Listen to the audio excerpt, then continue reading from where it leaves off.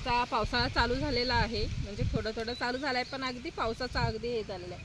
आता हा American 5G आहे आपला, तो पण खूप छान प्रकारे आलेला आहे. आणि जी पर्यटक आहेत जे आपल्याकडे फिरायला येतात आता पावसाळा चालू झाला की, त्यांना स्वप्नात पण आता सह्याद्री खुणवत असणार आहे, कास पठार खुणवत असणार. या आता आपली सुरुवात झालेली आहे फिरायची. ते कसं आहे ना, आत्ता पाठीकडे बघू शकता, जस्ट पाऊस पडलेला आहे आणि पांढरं पांढरं दिसतंय आता थोडंफळ. आणि नंतर आता हे जी आमच्याकडे म्हणजे आता असं आम्हाला वाटायला लागलं आहे की आता आपला शिमलामध्ये एंट्री होत आहे. तर शिमलामध्ये एंट्री कशी होते, तर आता काय आहे ना, आमच्याकडे 5 महिने अगदी सूर्य दिसत नाही. आम्हाला असं वाटतं की आम्ही शिमलातच आलेला आहे. सूर्य तर दिसणारच नाही अजिबात. आणि हा जो डोंगर आहे, भला मोठा डोंगर आहे घरामागे, पण तो सुद्धा दिसत नाही. आणि पावसामध्ये पण आता आम्ही फ्री आहोत. आज काय मेंढरांचा खास करून व्हिडिओ नाही आहे, तर आज आपल्या इकडच्या भागाकडचं आहे पर्यटक म्हणून फिरायला वगैरे, आता त्याच्याविषयी बोलतोय की आमच्या इकडच्या आता फिरणारी वगैरे भरपूर अशी माणसं येणार आणि भरपूर अशी माणसांची नवीन नवीन चेहरे दिसणार आहेत. भरपूर अशा गाड्या फिरणार आहेत आपल्याकडे, कारण की आपल्याकडे आता फिरायचं आणि फिरणाऱ्यांसाठी खास करून वातावरण बनायला लागलेलं आहे. छत्रपती शिवाजी महाराजांनी स्वराज्यामध्ये उल्लेख केलेला की जावलीचं खोरं हे सह्याद्रीच्या पर्वतरांगांमध्ये येतं. आणि तिथे कडेकपारी मोठे मोठे डोंगर आहेत. परत तुम्हाला सांगायचं तर बोललं तर झाडी झुडपं, खूप घनदाट असा जंगल आहे. आणि तो इकडे सह्याद्रीच्या पर्वतांमध्ये येते. आणि तुम्हाला सांगायचं तर इकडे खूप सारी अशी धुकं वगैरे, खूप थंडी आहे इकडे आमच्या इकडे. आणि आत्ता मात्र 15 दिवस थोडेसे थांबा, 15 दिवसानंतर इकडे जी पर्यटक फिरायला येतात ती इतकी म्हणजे एन्जॉय करायला येतात. पर्यटकांना आता 15 दिवसाच्या नंतर जी लाईन लागणार, आता धुके वगैरे एवढे खास करून नाही, थोडेफार आहेत, पण नंतर 15 दिवसाच्या नंतर जी सुरुवात होईल फिरणाऱ्यांची ती मात्र थांबत नाही. आणि इकडे झरे पण खूप मोठे मोठे आहेत. इथं फिरायला असे बोलला तर आमच्या इथं आता जवळपास बोलला तर 21चा धबधबा आहे.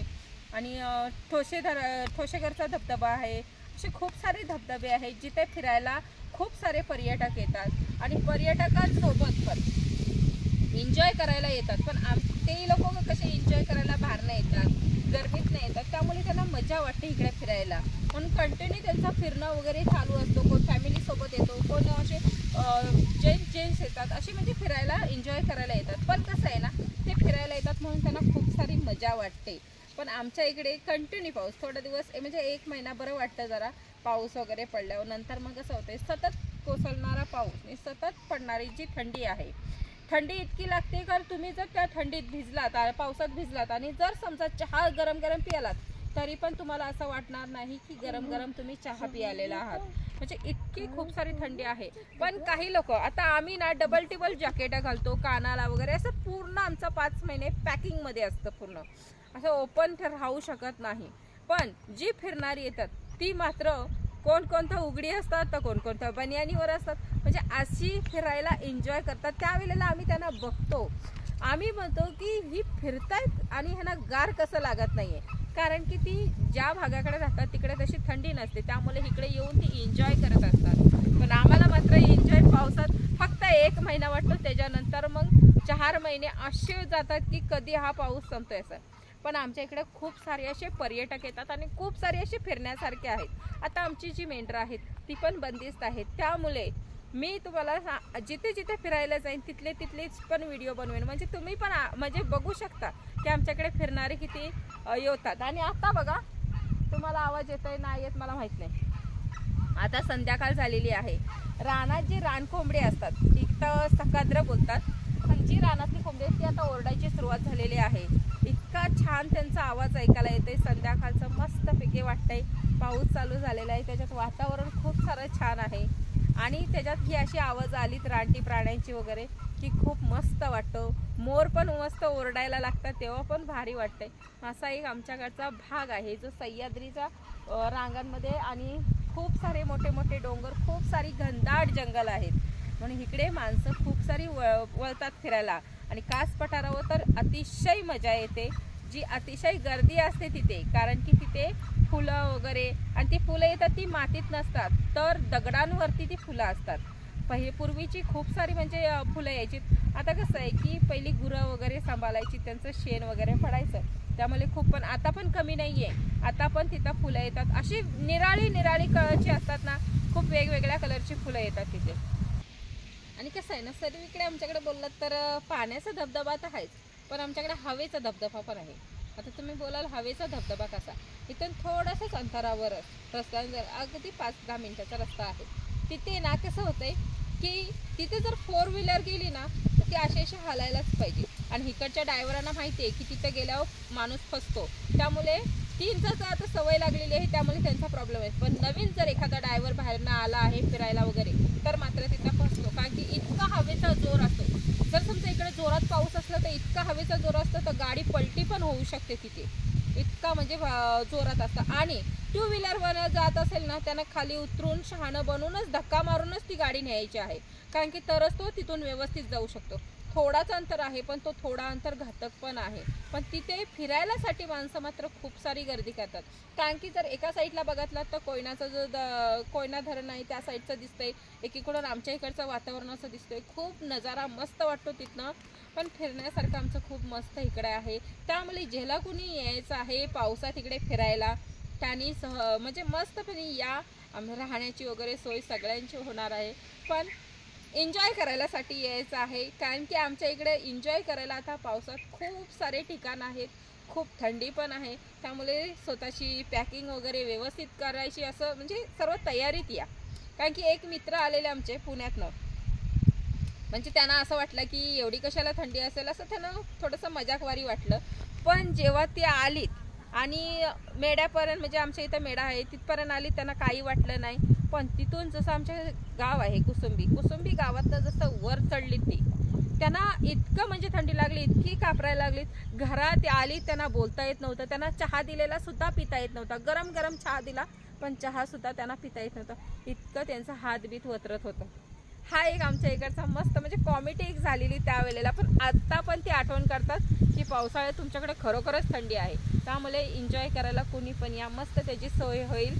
आणि कसं आहे ना की आमच्या इकडची जी वेगवेगळी ठिकाणं आहेत ती पण बघायला भेटते.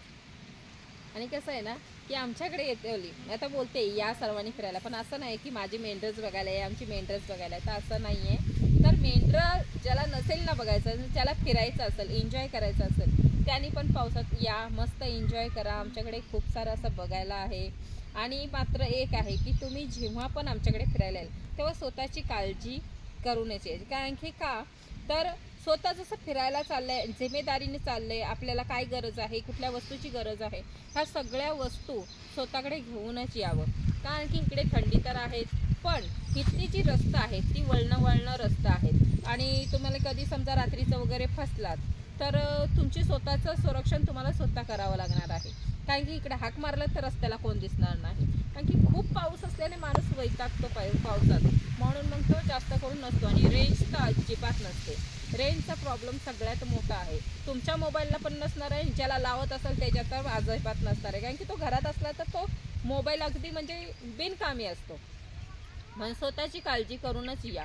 स्वतः जर कुठे फसलात तर ते तिथून निघता पण तुम्हाला आलं पाहिजे. आणि इकडे समजा एखादा वळण आहे समोर आणि धुके लयच असतील, लग बाय चान्स असे धुके असतात, तर रस्ता पण समोरचा दिसत नाही, गाडी पण दिसत नाही, समोर आलेला माणूस सुद्धा धुक्यामुळे दिसत नाही, इतकी म्हणजे त्यावेळेला परिस्थिती असते. मग अशा वेळेला सावधगिरी बाळगूनच यावी.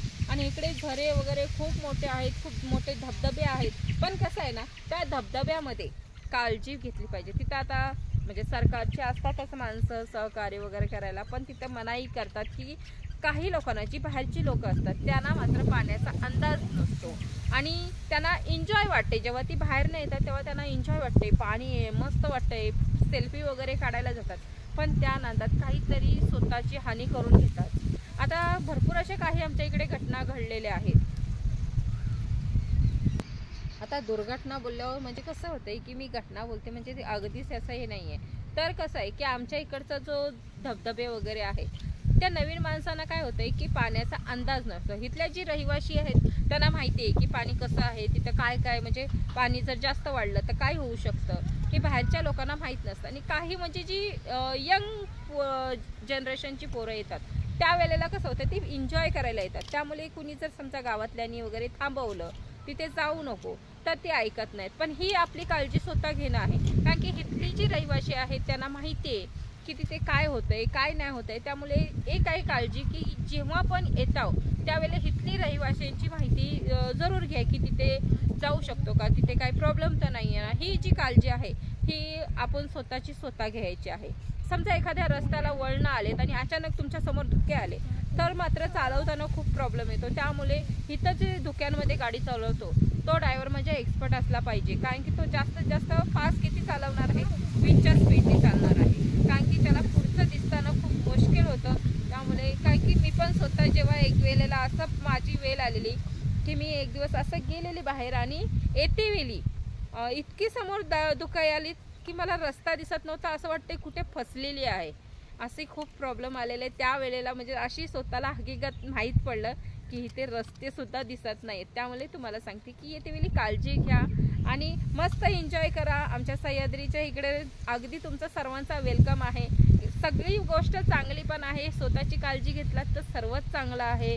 त्यामुळे स्वतःची काळजी घेऊनच या आणि सर्वांचा वेलकम आहे. आणि एकदा आमचा सह्याद्रीचं बघून तरी पाहा निसर्ग कसा आहे. म्हणजे एकदा जर निसर्ग तुम्ही इथला पाहिलात ना तर हमखास जेव्हा जेव्हा पाऊस पडेल त्यावेळेला आमचं सह्याद्रीच्या रांगा ज्या आहेत त्या तुम्हाला 100% आठवणार आहेत आणि आठवून तुम्ही तुमच्या मनातल्या मनात खुदकन हसणार आहात.